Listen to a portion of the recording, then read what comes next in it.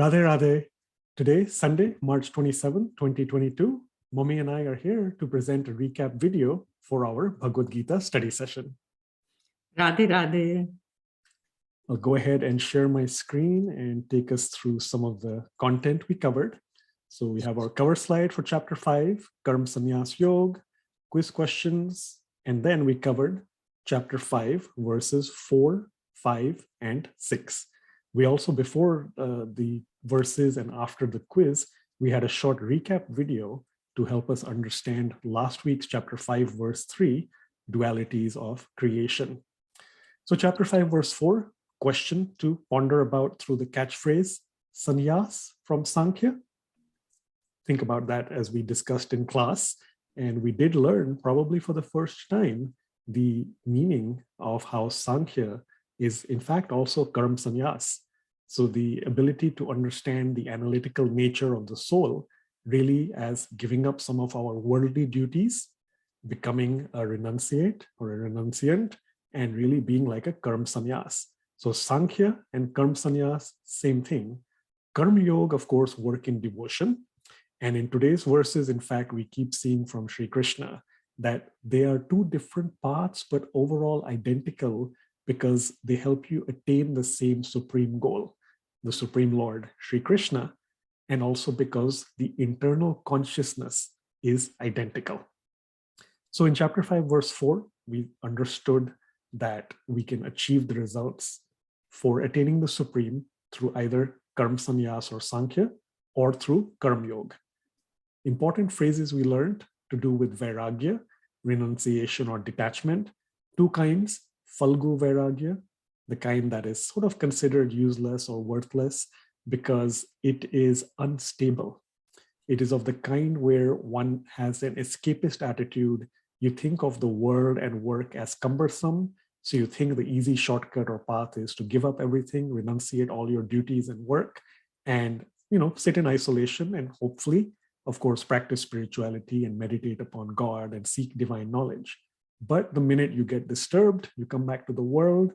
If you are not successful as a karma sannyasi, then the chance of falling back chances are very high. And you don't even have your duties that a karma yogi has to in fact fall back upon. So Falgu Vairagya, in contrast, we have Yukta Vairagya. As karma yogis, we keep working in this world, doing our duties, seeing everything as the energy of God, the possessions of God. And so we channel all of our efforts and those belongings of God towards service of the Lord for the pleasure of Sri Krishna. And that is a very stable kind of Vairagya or detachment. Mummy then explained to us from the Srimad Bhagavatam, the verse that Swamiji provides. So Mummy, would you like to talk about that briefly? Yes, thank you, Gagan. Let me recite the verse first. Grihitva pendriyair arthan yo na dveshti na hrishyati Vishnor mayam idam pashyan savai bhagavatotmaha.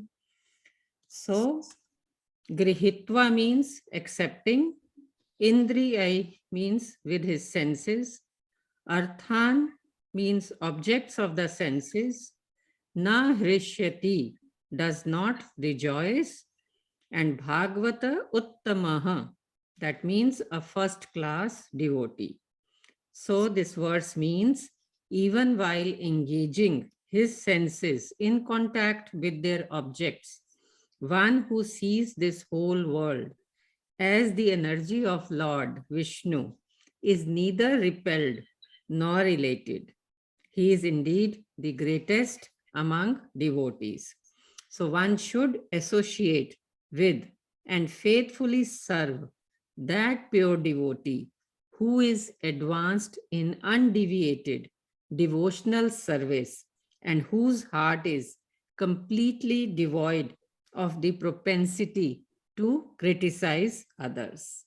And as a disciple, we should be careful to accept an Uttam Adhikari as a spiritual master. Yes.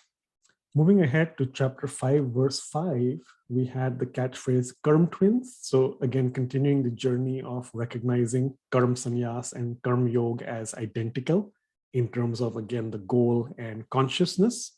So here Sri Krishna told us that you can get that supreme state through Karm Sannyas as well as through Karm Yoga.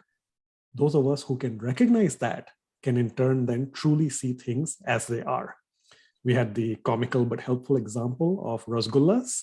Swamiji has mentioned similar examples in lectures also many times. It's the thought that counts. It's the state of mind that counts. We saw from the Panchadashi, the mind being the cause of bondage, as well as the cause of liberation. Likewise, from the Bhakti Shatak, Maharajji had said, because you want to use the mind in the right way, channel that towards devotion upon God. So we connected that also to chapter 3, verse 30. Sri Krishna had said, offering everything as a sacrifice to him, constantly meditate upon Sri Krishna as the supreme. So again, by understanding that you do not need to judge a Karm Yogi externally by thinking, oh, this person is not as spiritually progressed as a Karm Sannyasi, because he or she is doing work externally. You need to judge from the inside, the internal consciousness. The state of mind of a Karm Yogi is the same as that of a Karm Sannyasi. Both sets of people attaching their minds towards God and hopefully getting their minds purified.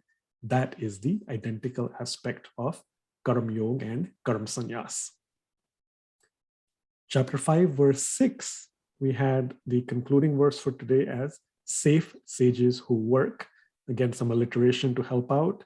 Sages who are adept or skilled at performing tasks like a Karm Yogi, they can also quickly attain the supreme. We saw the example of the true test of renunciation, in fact, being the world, not the isolation in a cave or up in the mountains. So the example Swamiji gave of the person whose foot was stepped upon, those examples help us understand how to continue practicing our calmness and peaceful attitude in the midst of everything. In fact, if I take us back, the English word I like for today is from chapter 5, verse 5, hubbub. In the midst of all the noise, the din, the clatter, is where we practice our duties and activities as Karm Yogis and hopefully respond versus react. So back to chapter 5, verse 6, we also saw this connection to chapter 3, verse 5, where we cannot sit idle, we cannot be without activities or thoughts for even a moment, and that is because of our nature, the three gunas, the three modes of material nature. So Arjun, even if he was to become a renunciant and give up his duties, even in the forest, he would eventually soon become the leader and a warrior for the tribal people out in the forest, perhaps. Therefore, Sri Krishna instructed him to take up his duty, fight in the war, in the Mahabharata battle at Kurukshetra, but channel his consciousness differently. Do it as an offering to Sri Krishna. Do it for as a sacrifice and for the pleasure as service of the Lord. So that really is chapter 5, verse 6, continuing chapter 5, verse 4, chapter 5, verse 5, all about Karma Yoga being very, very important and in fact superior to Karam Sannyas. Mummy, I'll let you add any thoughts as well as take us through an important Sanskrit word. Yes, you said yes, Karma Yoga superior to Karma Sannyas, but then I'm going to give a word which tells us that those who can see both the words as both the paths as identical, they are the real wise people. And the word is Pashyati. Pashyati means to see. And in these verses, this is what Krishna is telling us, that goal is the same. With both the paths, we reach the same goal. And we have to learn to understand that they both have the same things with which we can reach God. The only thing is, Karma Sannyas is tougher, whereas Karma Yoga, living as a householder life, we can continue to purify our mind and seek spirituality, become a spiritual seeker. So Pashyati means see, to see that both the paths are identical. And that is how we will understand why Krishna is saying, in the end, of course, Karma Yoga is easier and they attain the same goal. Absolutely. So we shall continue to see that. And finally, closing thoughts. We did mention this in the context of Falgu Vairagya. So a tale of two rivers, question mark, are they the same or not? So we encourage you to go back and take a look when the document is available. This is the Falgu River in Bihar, sand on top, water below. So just use that as a very helpful analogy for that phrase. Other than that, as Mummy also mentioned, there will be one or two other short videos provided in the document this time to help you make connections either to ongoing material or to things coming up later, and to hopefully have you ponder and ask any questions if they occur to you. Other than that, then we look forward to meeting next Sunday. That'll be April 3, 2022. Thank you. Radhe Radhe. Radhe Radhe.